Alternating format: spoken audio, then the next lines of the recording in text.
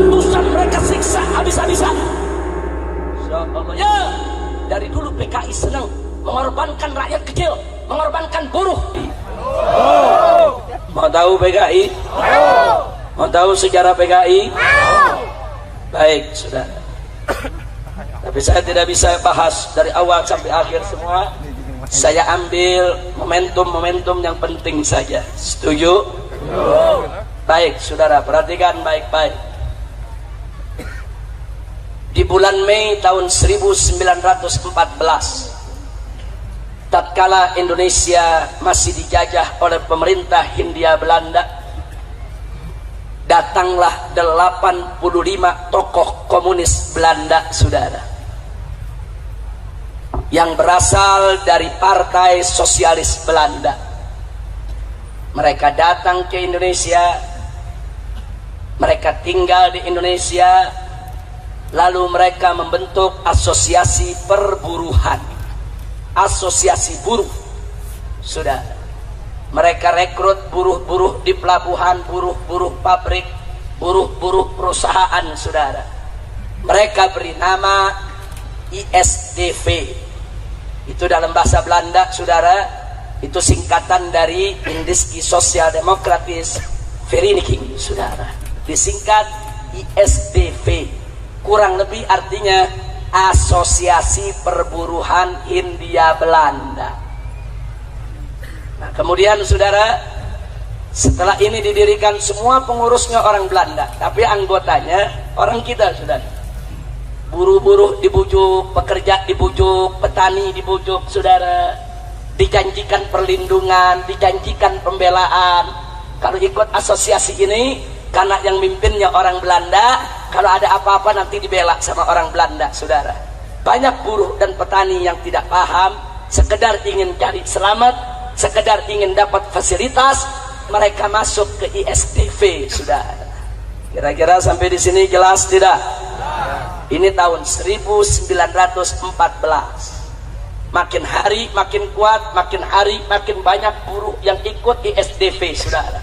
Lalu di tahun 1917, saudara, orang-orang Belanda komunis ini yang dipimpin oleh Henk Sneevliet, ketua ISDV, saudara, mereka provokasi buruh, mereka provokasi buruh pabrik, buruh pelabuhan, buruh perusahaan, buruh perkebunan untuk melakukan pemogokan sekaligus kerusuhan massal, saudara.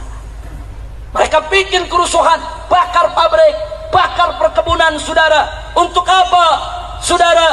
Tidak lain dan tidak bukan, ISDV menuntut pemerintah Hindia Belanda untuk menolak sistem kapitalis dan menerapkan sistem komunis.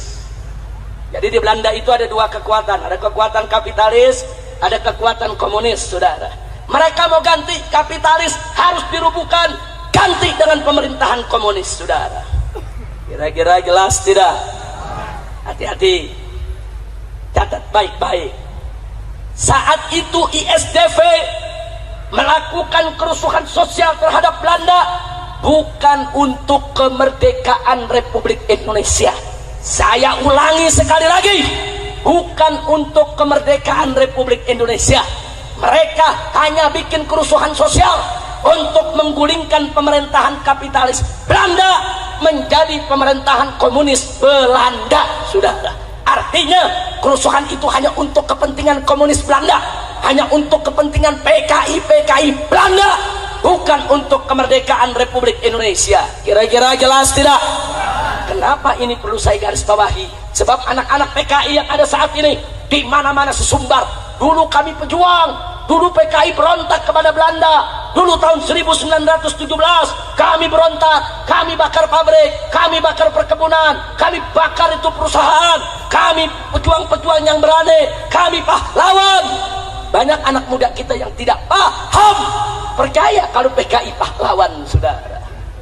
Saya mau tanya, tadi kerusuhan itu terjadi, saudara, untuk kemerdekaan Indonesia bukan? Untuk kemerdekaan Indonesia bukan?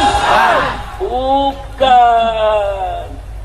Untuk kepentingan komunis. Begitu mereka bikin kerusuhan, Akhirnya tokoh-tokoh komunis Belanda tersebut ditangkap oleh pemerintah Hindia Belanda dan dikembalikan ke negeri Belanda, saudara. Kecuali beberapa gelintir orang-orang Belanda yang dianggap tidak terlibat dalam kerusuhan. Sisanya semua dipulangkan, termasuk Henk Sneevliet, ketua ISDV, saudara. Tapi ISDV nggak dibubarkan oleh Belanda, saudara. Kenapa nggak dibubarkan? Sebab Belanda lihat ini anggotanya udah banyak, ada di mana-mana. Sayang kalau dibubarkan. Tapi Belanda ingin ambil alih agar Belanda bisa menguasai para buruh dan para petani, saudara. Singkat cerita, masuk tahun 1920, saudara. Atau saya ingatkan dulu, masuk tahun 1920, ISDV menggelar kongres di Semarang, Jawa Tengah, dan mengganti nama menjadi Perserikatan Komunis di Hindia Belanda, yang disingkat PKH, Perserikatan Komunis Hindia Belanda, saudara.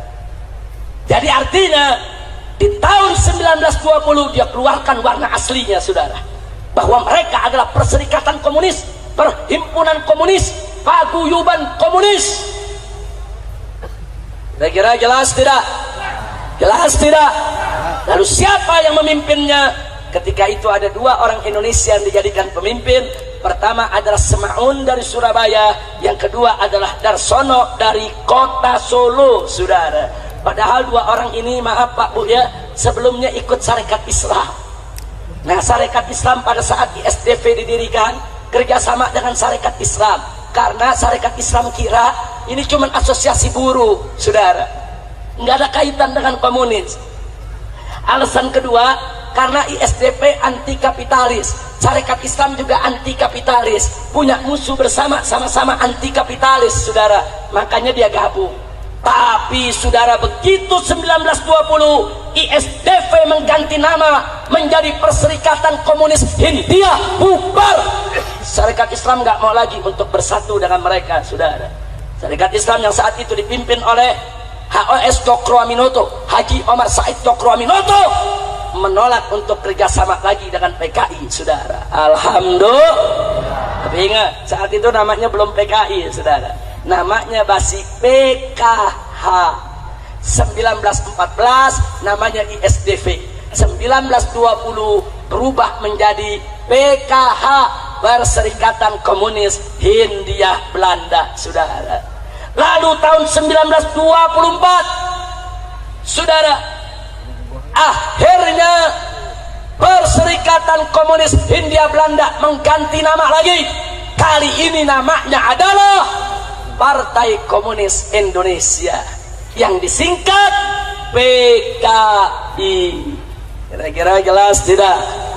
Jadi kalau begitu, sebelum jadi PKI awalnya apa namanya? ISDP tahun 1914, kemudian 1920 berubah jadi apa?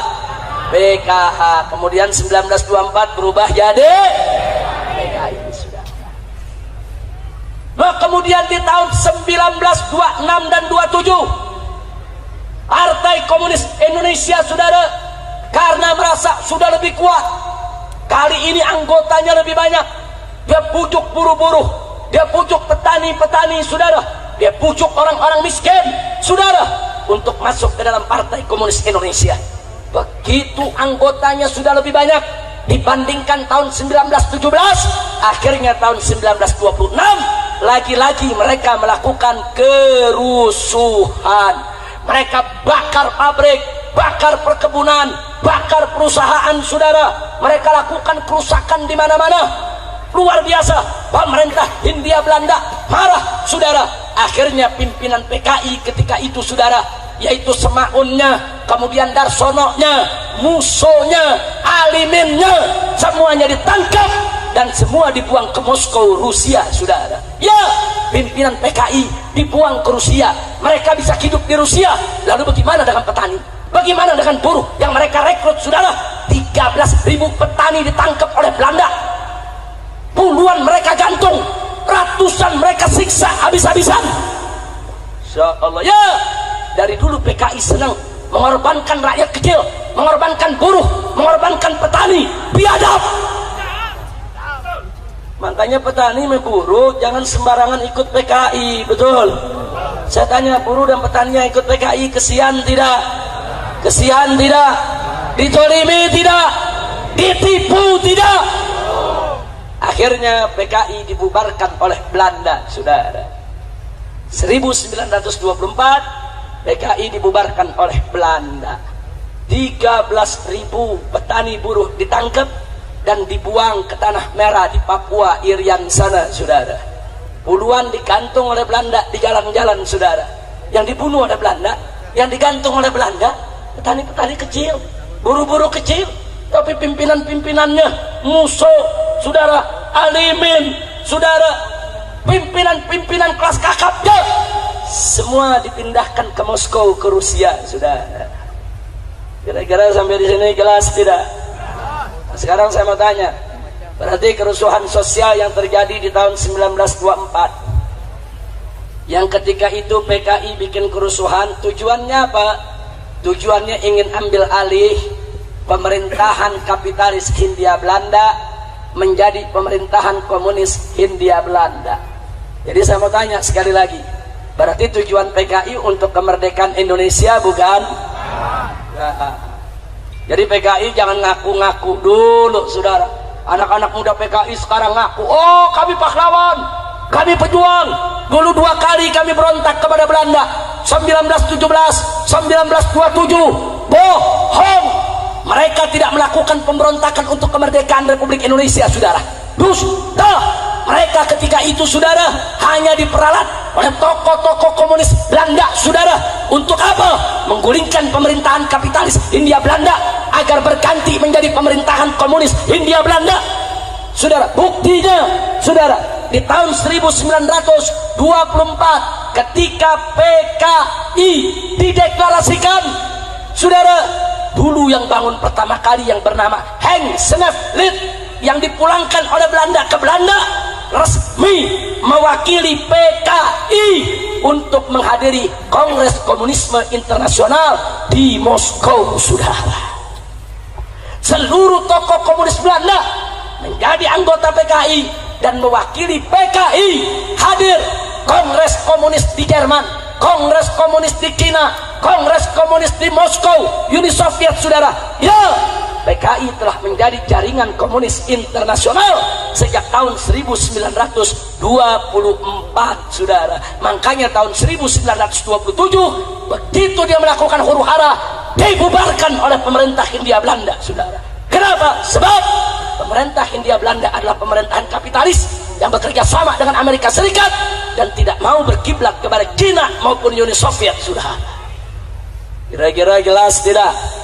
Nah, sekarang saya mau tanya sekali lagi, kalau gitu PKI berontak kepada Belanda untuk kemerdekaan Indonesia, bukan? Untuk kemerdekaan Indonesia, bukan? Kalau begitu petani dan buruh, saudara, dikorbankan tidak? Kalau begitu PKI jahat tidak? Zalim tidak? Biadab tidak? Takbir! Sallu ala Nabi. Saya berhenti dulu sampai di sini. Kira-kira jelas tidak lahirnya PKI? Jelas lahirnya PKI? Baik, bagian kedua, bagaimana PKI balik lagi, saudara?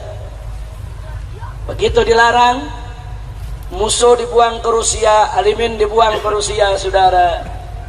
Mereka tidak berani untuk balik ke Indonesia karena Belanda masih berkuasa. Begitu kita merdeka tanggal 17 Agustus 1945, saudara, begitu kita merdeka, siapa yang merumuskan kemerdekaan?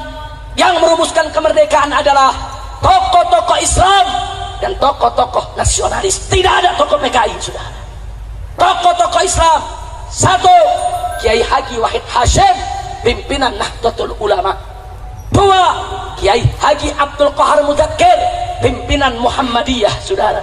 Tiga, Kiai Haji Agus Salim, pimpinan Sarekat Islam, saudara. Dan dari tokoh nasionalisnya ada Bung Karno, Bung Yamin, Bung Hatta. mereka inilah yang merumuskan kemerdekaan Republik Indonesia. PKI tidak ikut, PKI tidak merumuskan, PKI tidak ikut dalam rapat persiapan untuk kemerdekaan Indonesia, saudara. Tidak. Kenapa? Sebab memang PKI tidak pernah berpikir Indonesia merdeka, saudara. Catat itu baik-baik. Jadi yang berjuang saat itu siapa? NU, Muhammad Serikat Islam, bukan? Islam bukan? Mereka yang merumuskan, saudara. Merdekalah kita pada tanggal 17 Agustus 1945. Begitu kita merdeka, tokoh-tokoh PKI dari Moskow pulang, saudara. Pulang ini, musuhnya pulang, aliminnya pulang, rame-rame pulang. Kenapa mereka berani pulang? Karena Belanda udah lari, saudara. Karena Belanda udah nggak ngejajah Indonesia lagi. Kemana mereka waktu Jepang menjajah kita, saudara? Kemana? Kalau memang mereka pejuang kemerdekaan, mestinya saat Jepang datang mereka turun dong. Enggak, mereka enggak turun. Enggak turun lawan Belanda maupun lawan Jepang, saudara. Tapi begitu kita merdeka, mereka balik lagi, saudara. Begitu mereka balik tanggal 21 Oktober, baru 2 bulan kita merdeka, mereka deklarasikan kembali Partai Komunis Indonesia yang dipimpin oleh musuh. Kira-kira sampai di sini jelas tidak? Jelas tidak? Begitu mereka dirikan PKI, mereka nggak dianggap. Bung Karno nggak nganggap, Bung Hatta nggak nganggap, ormas Islam nggak nganggap, saudara. Akhirnya mereka pakai cara licik. Bagaimana supaya mereka dianggap? Mereka lakukan teror di mana-mana, saudara. Begitu bulan Oktober 45, mereka deklarasikan PKI tidak disambut oleh bangsa Indonesia, tidak disambut oleh para pendiri Republik Indonesia. Mereka melakukan teror, saudara.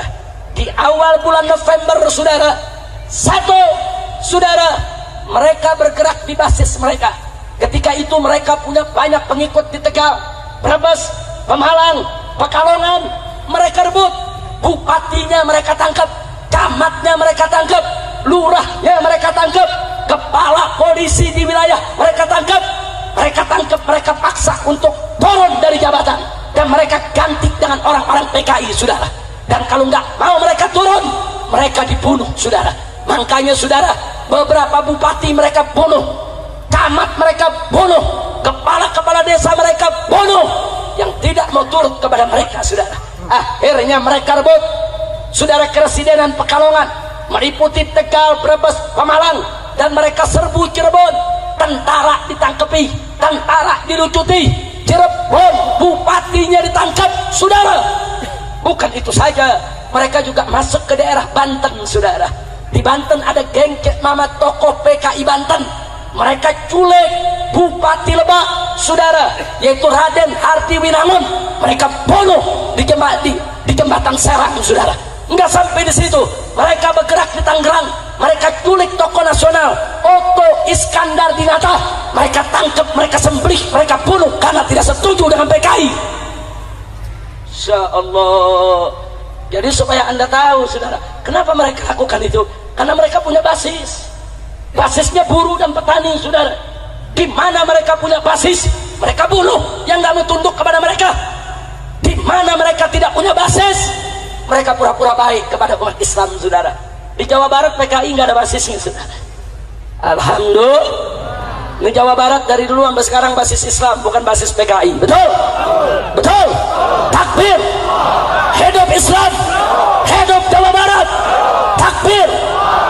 Sallu ala Nabi.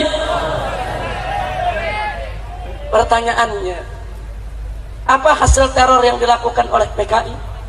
Saudara, ketika itu kita baru merdeka. Yang namanya baru merdeka, pemerintah masih lemah, tentara masih lemah, polisi masih lemah. Betul? Betul? Baru merdeka 2 bulan dirongrong oleh PKI, saudara. Biadab ini PKI, saudara. Makanya PKI bisa rebut Brebes, rebut Tegal, rebut Pemalang. Kenapa dia bisa rebut? Dia rebut Tangerang, dia rebut Serang, saudara.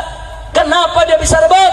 Karena saat itu Bung Karno masih lemah, pemerintahan masih lemah. Biar kita tahu, biadab. Kalau gitu PKI pengkhianat, tidak. Tapi taktik mereka berhasil, saudara. Akhirnya mereka dipanggil oleh Bung Karno. Bung Karno bujuk mereka untuk tidak mengganggu rakyat. Apa hasilnya, saudara? Tahun 1947 terpaksa akhirnya Bung Karno tidak ada jalan lain. Tokoh PKI diangkat menjadi Perdana Menteri Republik Indonesia, saudara. Dialah yang bernama Amir Syarifuddin Harahap. Itu tokoh PKI, saudara, jadi Perdana Menteri. Ya, niat Bung Karno baik.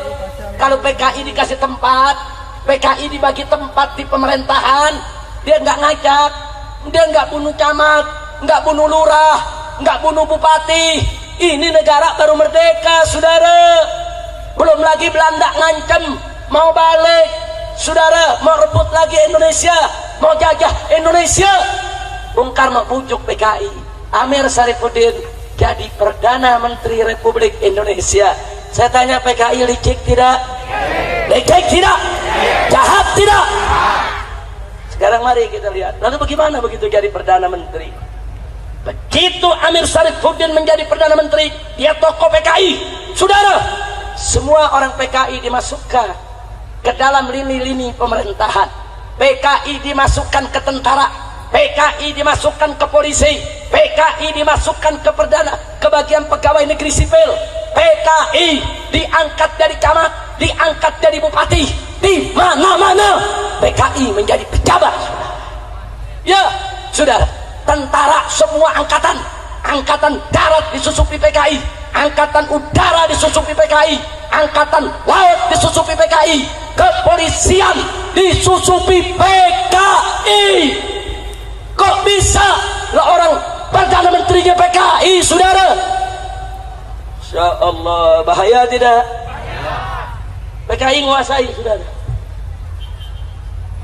Masumi protes, ulama protes, kiai protes, datang ke Bung Karno supaya Amir Syarifuddin diberhentikan dari Perdana Menteri. Ini berbahaya. Semua pejabat diganti dengan PKI. Tapi ketika itu Bung Karno tidak punya alasan. Apa alasannya mau berhenti? Subhanallah, alasan itu datang setahun kemudian. Di tanggal 17 Januari, saudara, tahun 1948 terjadi perjanjian Renville, saudara, antara Indonesia dengan Belanda. Indonesia diwakili oleh Perdana Menterinya, yaitu tokoh PKI Amir Syarifuddin. Dan apa hasilnya? Isi perjanjiannya merugikan Indonesia, menguntungkan Belanda, membuka pintu Belanda balik lagi ke Indonesia, saudara. Marah tokoh-tokoh Islam, marah para ulama, marah tokoh nasionalis. Rame-rame mereka datangi Bung Karno. Kompak saat itu nasionalis, saudara, dengan umat Islam, dengan para ulama. Dia tekan, dan akhirnya tanggal 23 Januari, cuma 5 hari setelah perjanjian Renville, 23 Januari 48, saudara, Amir Syarifuddin diberhentikan dari Perdana Menteri. Kabinetnya dibubarkan. Lalu siapa yang diangkat sebagai pengganti? Soekarno mengangkat Wakil Presiden Muhammad Hatta sebagai Perdana Menteri, saudara. Ya, kenapa Muhammad Hatta yang diangkat?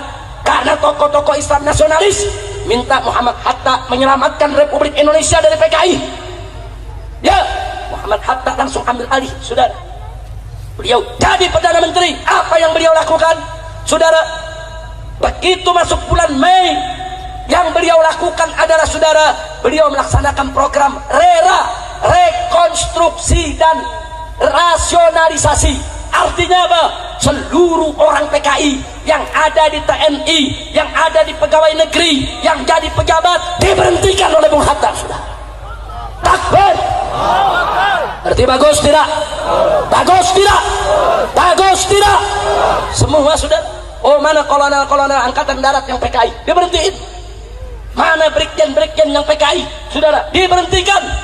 Akhirnya PKI marah, saudara. Marah. marah. Tentara-tentara PKI nggak mau berhenti, mereka marah, mereka nggak mau keluar dari angkatan darat, nggak mau keluar dari angkatan laut, nggak mau keluar dari angkatan udara, nggak mau keluar dari kepolisian, nggak mau berhenti dari pejabat. Saudara, tetap diberhentikan. Lalu apa yang terjadi, saudara?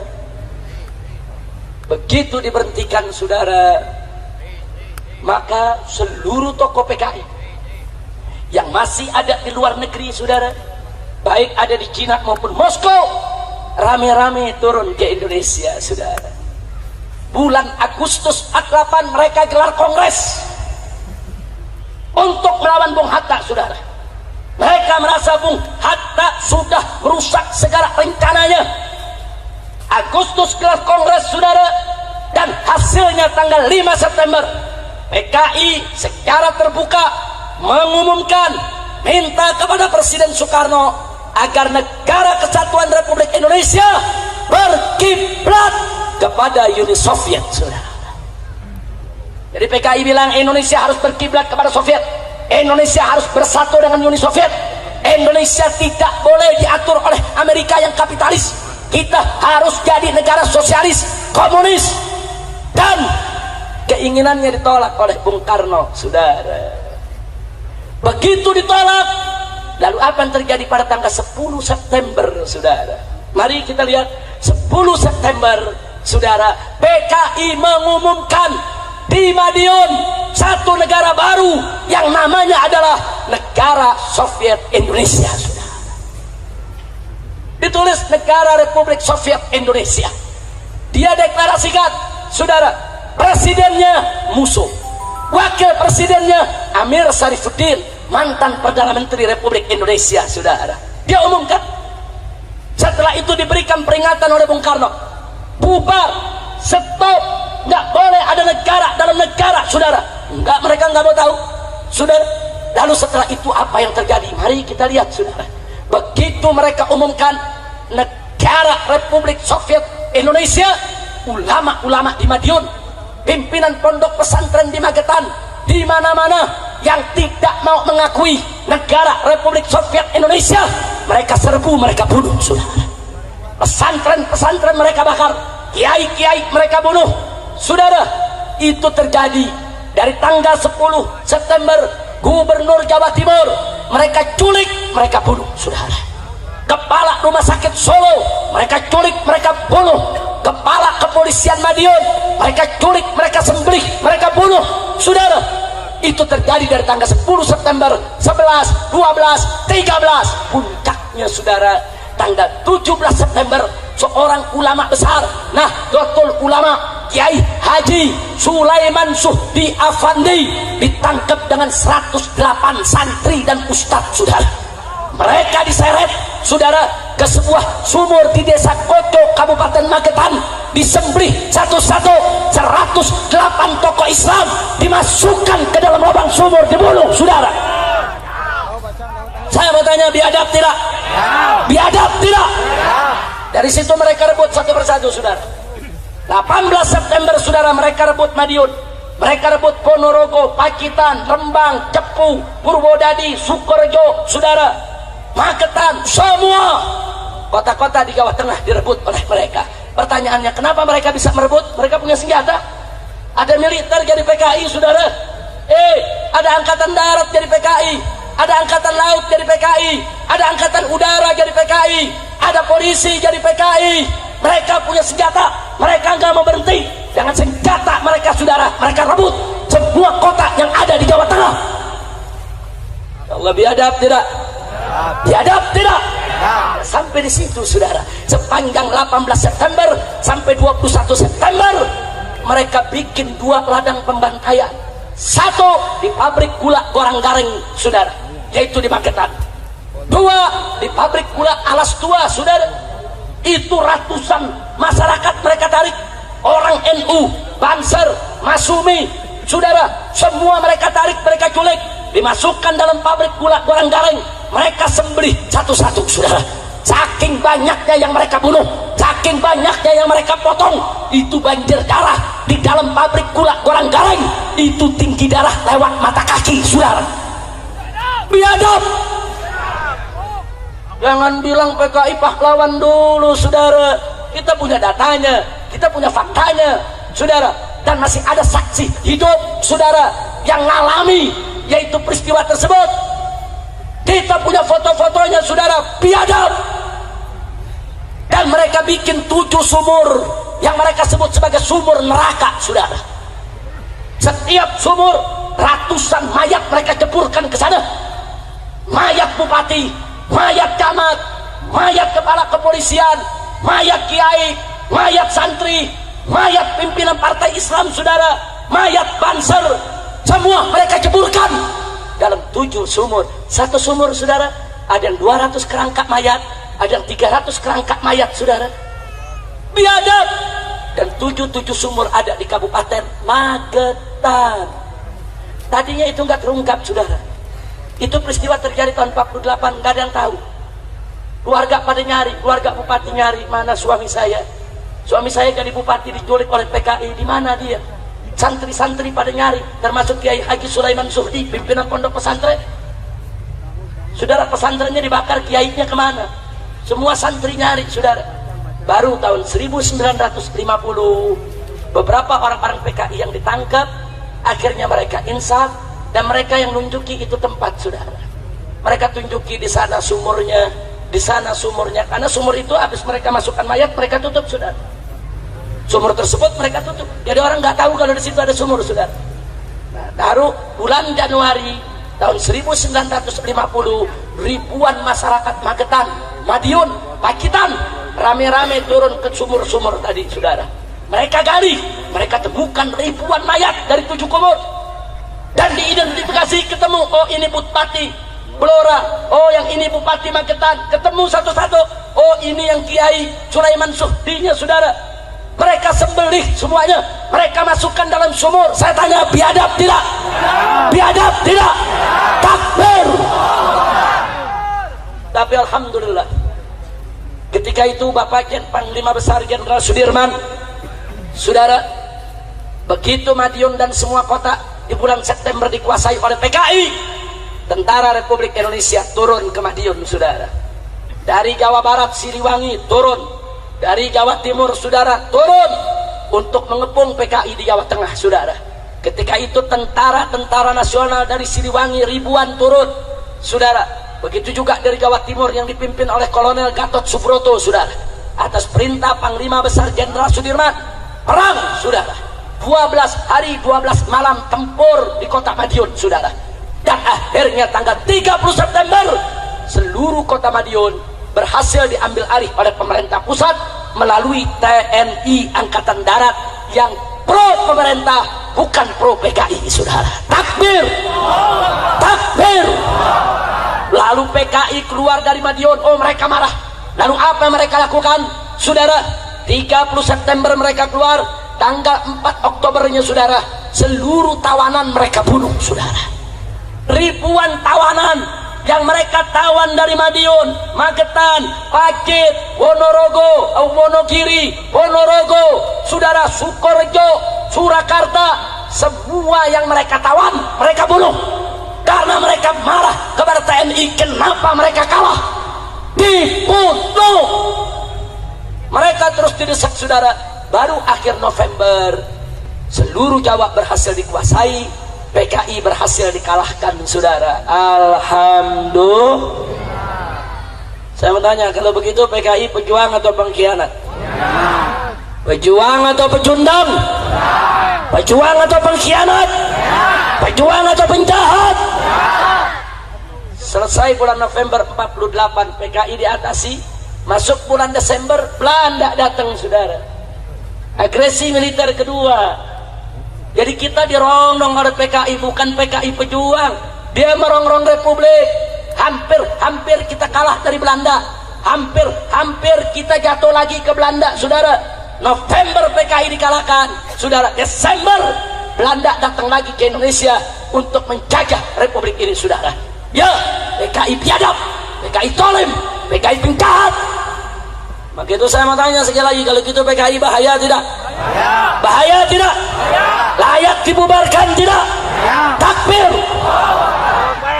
Akhirnya bulan Oktober musuh ketangkap, Amir Syarifuddin ketangkap dan dieksekusi mati, saudara. Tapi saudara, Soekarno terlalu penuh belas kasih. Soekarno tetap tidak mau bubarkan PKI, saudara. Semua tokoh minta kepada Bung Karno keluarkan dekret bubarkan PKI. Dia sudah membunuh ribuan orang, membunuh pejabat, membunuh jenderal, membunuh tentara, membunuh kiai, membunuh santri. Saya tanya, patut tidak dibubarkan? Layak tidak dibubarkan? Tapi Soekarno nggak mau bubarin. Apa kata Soekarno? Itu kan kesalahan segelintir orang. Itu kan yang salah Musso sama Alimin. Itu kan yang salah cuman Amir Syarifuddin. Yang lain jangan disalahkan. Akhirnya saudara, PKI tidak dibubarkan. Nah, semenjak saat itu PKI diambil alih oleh DN Aidit, saudara. Musso selesai, mati sudah.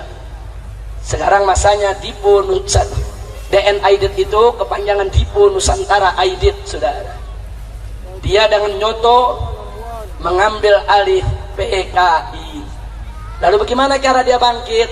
Kali ini karena Soekarno yang tidak mau bubarkan mereka rangkul Bung Karno, saudara. Mereka rangkul Bung Karno, mereka deketi Bung Karno, mereka puji-puji Bung Karno, bahkan seluruh program Bung Karno mereka dukung. Sampai Bung Karno sayang kepada mereka, saudara.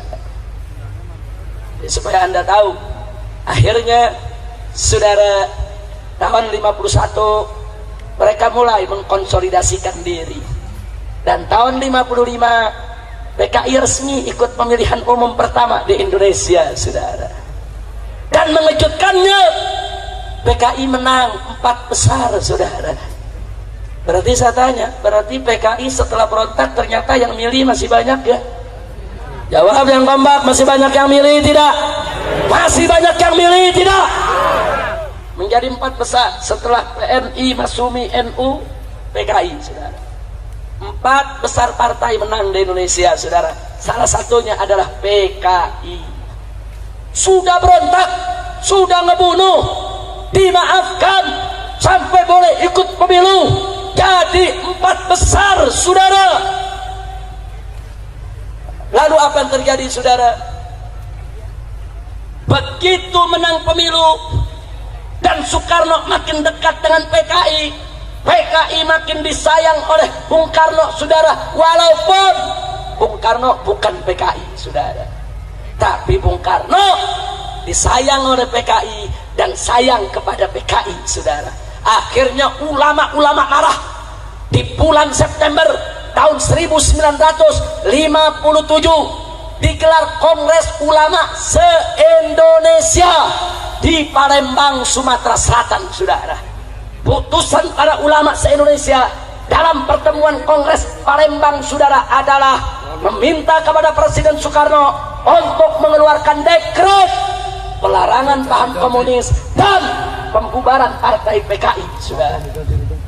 Ini ulama udah kompak, dari NU-nya, dari semuanya, saudara, kumpul. Ini ulamanya, ini bukan organisasi yang kumpul, ulama.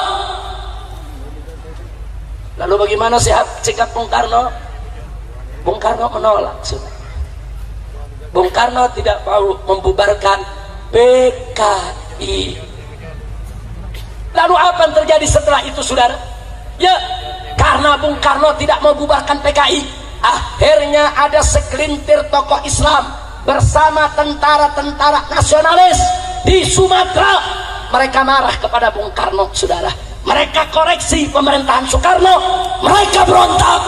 Mereka dirikan PRRI, Pemerintahan Revolusioner Republik Indonesia. Sebetulnya PRRI itu, saudara, itu pemberontakan tujuannya untuk lawan PKI, untuk menjauhkan Bung Karno dari PKI, untuk menyelamatkan Indonesia dari PKI.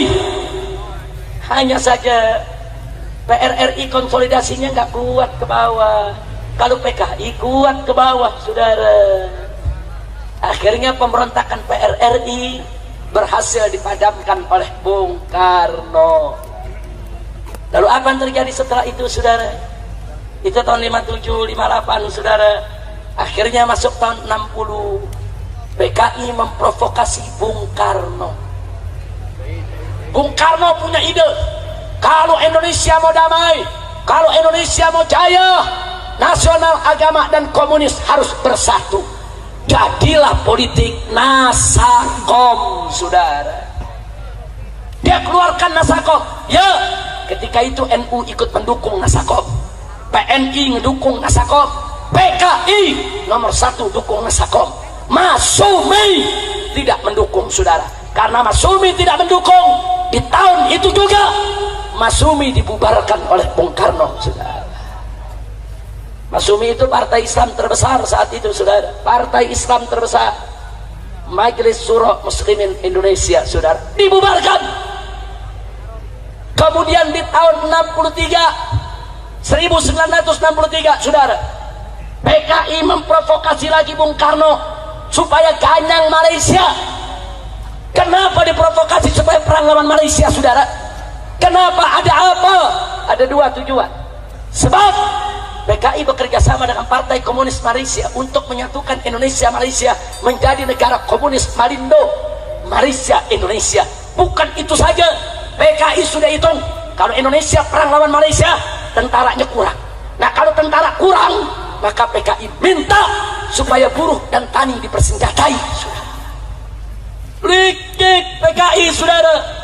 Ulama protes, tidak setuju, nggak boleh ganyang Malaysia, nggak boleh buruh dan petani dikasih senjata, berbahaya.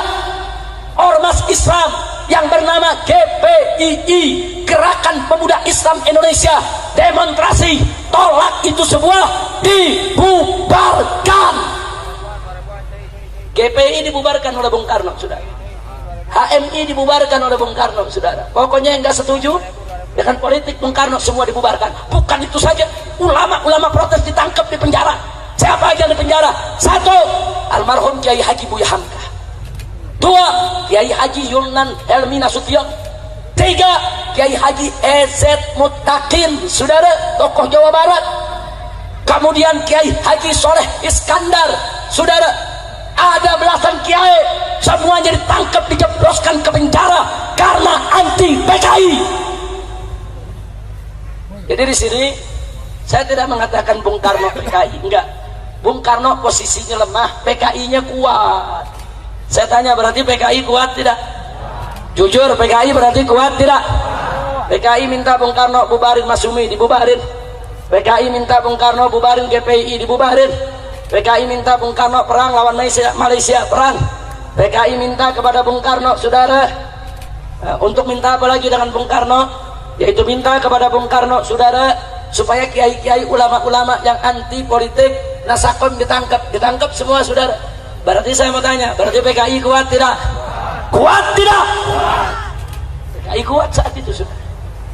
Oh, dahsyat kekuatan PKI, saudara.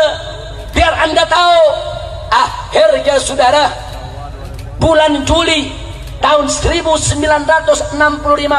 secara resmi Bung Karno mengizinkan, saudara, dibentuknya angkatan kelima, buruh dan tani diberikan senjata, saudara. Begitu diizinkan, saudara, maka PKI, saudara, mendatangkan 2000 kadernya, 2000 kadernya dibawa ke Jakarta, dikumpulkan di lapangan Halim Perdana Kusuma untuk dilatih perang, saudara. Mereka diajarkan cara lempar granat, diajarkan cara nembak, resmi, legal, seizin presiden. Masya Allah. Itu bulan Juli tahun 1965, saudara. Mereka atur semua rencana, saudara.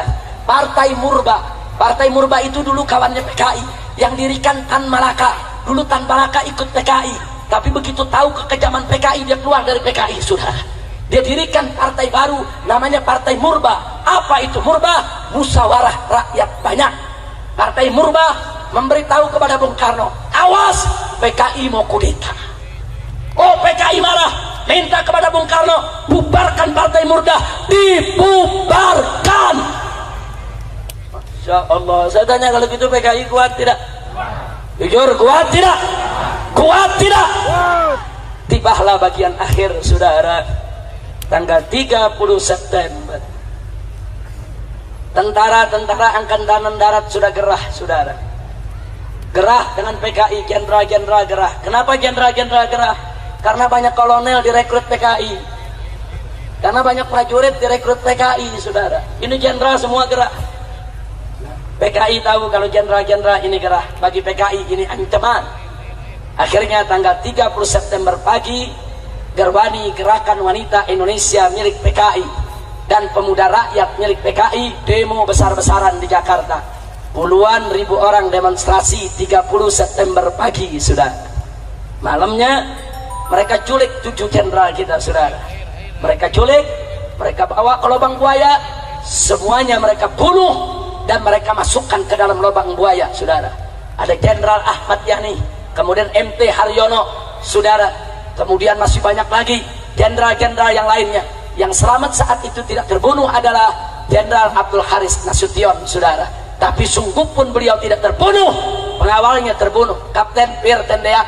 Putrinya yang baru berusia 5 tahun tetap ditembak oleh PKI. Anak kecil, perempuan baru usia 5 tahun ditembak, saudara. Luka parah.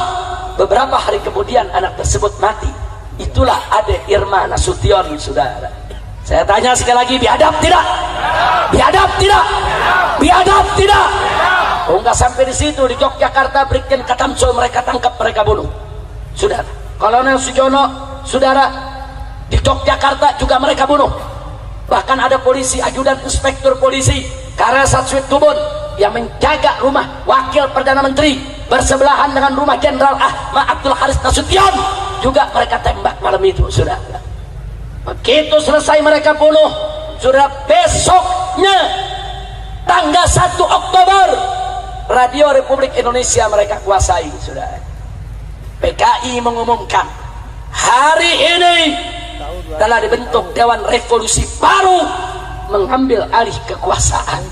Dan liciknya mereka supaya rakyat tidak marah, apa mereka bilang? Soekarno tetap presiden kita. Licik, jahat, saudara. Tapi ketika itu, saudara, TNI Angkatan Darat, saudara, jenderal-jenderalnya terbunuh. Tinggal ada yaitu Abdul Haris Nasution dalam keadaan shock, luka karena berusaha lari menyelamatkan diri dari sergapan PKI, saudara. Dan ketika itu, saudara, ada Letnan Jenderal Soeharto yang diminta oleh kawan-kawannya segera untuk pimpin TNI Angkatan Darat, saudara. Akhirnya Soeharto, saudara, memimpin TNI Angkatan Darat. Dia serbu Radio Republik Indonesia pada tanggal 2 Oktober, saudara. Dia rebut, dia umumkan lagi ke seluruh Indonesia bahwa kudeta PKI gagal. Negara tidak bisa diambil alih oleh PKI. Tentara mengambil alih dan Soekarno tetap sebagai presiden. Jadi mereka ini licik, saudara. Mereka mau adu domba kita, saudara. Tinggal Presiden Soekarno bingung harus bersikap apa. Yang ini bela Soekarno, yang ini bela Soekarno, saudara. Ya, ketika itu posisi Soekarno lemah, saudara. Kira-kira jelas tidak? Akhirnya Soeharto mengerahkan RPKAD, saudara. RPKAD, Resimen Pasukan Khusus Angkatan Darat, kalau sekarang disebut Kopassus, saudara. Dipimpin oleh Sarwo Edi. Siapa itu Sarwo Edi? Sarwo Edi adalah mertua SBY, saudara. RPKAD dipimpin oleh Sarwo Edi menyerbu Halim Perdana Kusuma, saudara. Ya, mereka tempur. Ternyata di sana, ya, ada tentara Angkatan Darat yang jadi PKI, ada Angkatan Laut yang jadi PKI, ada Angkatan Udara yang jadi PKI, ada polisi yang jadi PKI. Mereka semuanya ditangkap, saudara. Bahkan yang menggerebek rumah-rumah jenderal itu Cakrabirawa. Cakrabirawa itu tentara, itu pengawal presiden, saudara. Tentara, mereka yang culik daripada para jenderal, mereka yang bunuh, mereka kerja buat PKI. Insya Allah. Berarti saya tanya, kalau gitu dulu tentara disusupi tidak? Tentara disusupi tidak? Akhirnya setelah direbut Halim tanggal 5 Oktober, saudara, tanggal 5 Oktober setelah Halim direbut, baru dikeluarkan itu jenazah dari para jenderal yang sudah ada di lubang buaya, saudara. Saya tanya sekali lagi, PKI kejam tidak? Kejam tidak? Nah, melihat kekejaman PKI seperti itu, saudara, NU pecah kongsi. Marah NU, saudara. Akhirnya saudara NU marah, maka NU dan Ansor turun demo di kota-kota di Pulau Jawa, saudara, menolak kekejaman PKI. PKI tersinggung. 13 Oktober NU Banser turun di jalan di seluruh kota di Pulau Jawa. PKI tersinggung. Lalu apa yang mereka lakukan? Di basis PKI, saudara, Kiai NU disembelih, Banser disembelih. Bahkan di Banyuwangi, saudara, tidak kurang dari 66 anggota Banser mereka culik, mereka racuni, mereka sembelih, mereka masukkan ke sumur, saudara. Ya, begitu itu terjadi, saudara. Begitu NU dibunuh oleh PKI di mana tempat, semua Banser marah, semua NU marah.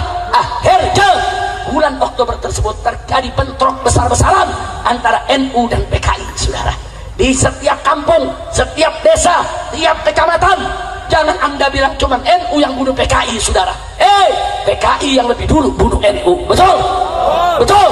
Di kampung-kampung basis PKI, NU dibunuh, NU disembelih, Banser disembelih. Makanya NU tidak diam, Banser tidak diam. Mereka turun di basis NU, basis Banser. Semua orang PKI ditangkepi, saudara. Ya, saling bunuh, saling hantam.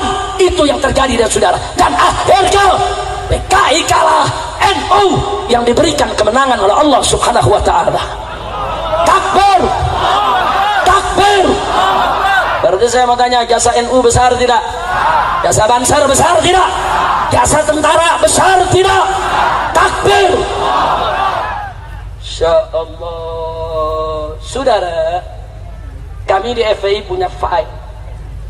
Kami kumpulkan bebundal-bundal, satu bundal segini, semua foto-foto dan nama-nama korban ulama-ulama NU, korban kawan-kawan Banser yang dibunuh oleh PKI, saudara. Makanya anak-anak muda hati-hati kalau Anda buka ngajinya sama Syekh Google. Ini banyak sekarang ngaji sama Syekh Google, saudara. Tulis PKI, langsung dijawab Syekh Google. Nah, itu banyak tulisan-tulisan yang dibuat oleh PKI. Yang PKI ceritakan, kami dibunuh NU, kami disembelih Banser. Ketika itu NU jahat, Banser jahat, masa kami disembelih, masa kami dibunuh. Tapi yang mereka bunuh kiai, mereka nggak cerita, saudara. Saya mau tanya, siapa yang mulai ngebunuh, NU atau PKI? Jawab yang kompak. Yang memulai siapa? Yang jahat siapa? Yang bunuh kiai siapa? Jadi kalau Banser marah, wajar tidak? NU marah, wajar tidak? Umat Islam marah, wajar tidak? PKI membunuh, dibunuh lagi, wajar tidak? PKI membunuh kiai, dibunuh oleh masyarakat, wajar tidak? Takbir. Jadi jangan kaget, PKI bunuh satu kiai, Banser bunuh 1000 PKI. Satu kiai harganya 1000 musuh, saudara. Bagus tidak? Malah bukan 1000, musuhnya 1.000.000. Iya. Masya Allah. Kira-kira jelas tidak? Jelas tidak? Nah, sekarang mereka balik cerita. Mereka bilang NU yang jahat, ulama itu yang jahat, kami korban, kami pejuang. Mereka putar balik. Apa mereka bilang? Tuh yang jahat Soeharto, tuh yang jahat Orde Baru, tuh yang jahat NU, tuh Banser. Kalau kami ini cuma korban. Makanya jangan mau diputar balikin fakta. Begitu saya tanya sekali lagi sebelum saya akhiri, saudara, kalau begitu udah jelas belum cerita PKI? Malam ini sudah saya sampaikan, jelas tidak? Jelas tidak? Jadi kesimpulannya, PKI itu pejuang atau pecundang? Pejuang atau pecundang? Pejuang atau penjahat? PKI itu berjuang untuk kemerdekaan tidak? Untuk Indonesia atau untuk Uni Soviet? Untuk Indonesia atau untuk Uni Soviet? Kalau begitu PKI berjasa tidak kepada Indonesia? Siapa yang memulai membantai, saudara? Siapa yang bunuh ulama? Siapa yang bunuh kiai? Siapa yang bunuh santri? Siapa yang bunuh tentara? Siapa yang bunuh jenderal? Siapa yang bunuh polisi? Takbir. Kalau begitu, kalau PKI dibubarkan oleh TAP MPRS nomor 25 tahun 66, wajar tidak? Bagus tidak? Setuju tidak? Jadi kalau besok PKI mau bangkit lagi, biarkan atau lawan? Biarkan atau ganyang? Siap lawan PKI? Siap ganyang PKI? Siap habisi PKI? Takbir! Sallu ala Nabi.